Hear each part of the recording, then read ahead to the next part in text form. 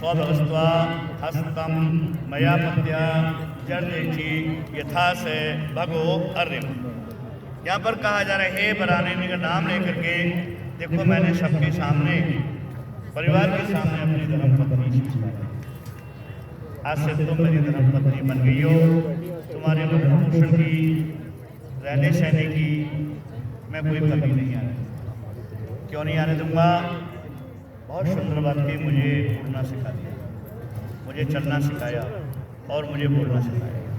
इन सारी चीज़ों को सिखाने वाले कौन हैं? अगर कोई है तो मेरे माता। और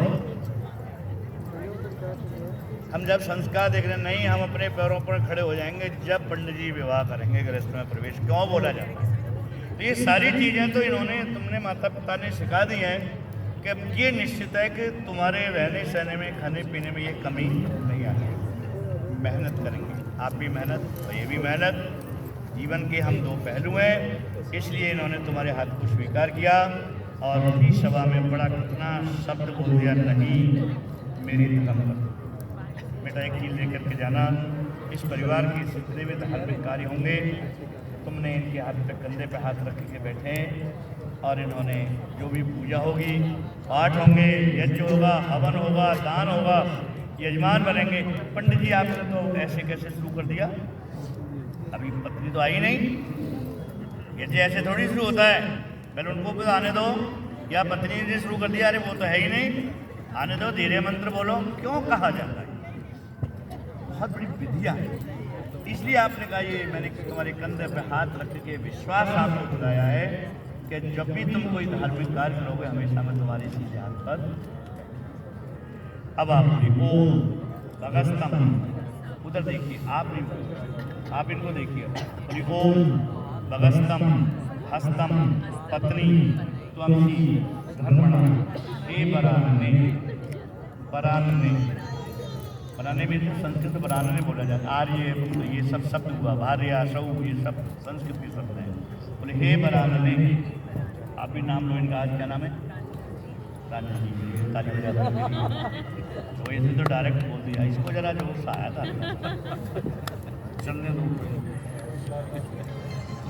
तो बोली वो हे बरानने, आप नाम लीजिए इनका, नाम लो इनका। बोले मैं भी आपको स्वीकार करती हूँ, मैं आपकी धर्मपत्नी बन गई हूँ, आप मेरे पति हैं। मेरे आपके बीच में आज से कोई भी बात छिपी हुई नहीं रहेगी। जीवन पर्यंत मैं अपने माता पिता सभी का। कहाँ है तुम्हारी माता पिता?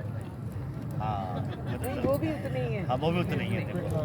हाँ, ठीक है ना। बोलिए मैं अपने माता पिता का जीवन पर्यंत आदर, सम्मान, सत्कार करती हूँ। ठीक है, अब ये चीज़ लागू हो जाए तो कोई कमी नहीं। ठीक है, ये चीज़ ही अगर हमारे घर में लागू हो जाए, हैं आप घर में लागू है, तो हमारी विजय हो सकती है। इसलिए आपने कहा कि नहीं, आज से हम दोनों गृहस्थ में प्रवेश हुए हैं, मैं अपने माता पिता आदर सम्मान जीवन पर्यंत करती रहूँगी। ध्यान रखना बेटा मेरे सब। ठीक है, आप नौकरी करती हैं, जो भी कार्य करती हैं, सब कुछ करना। ठीक बात है ना, कर्म करने से कोई थकता नहीं है।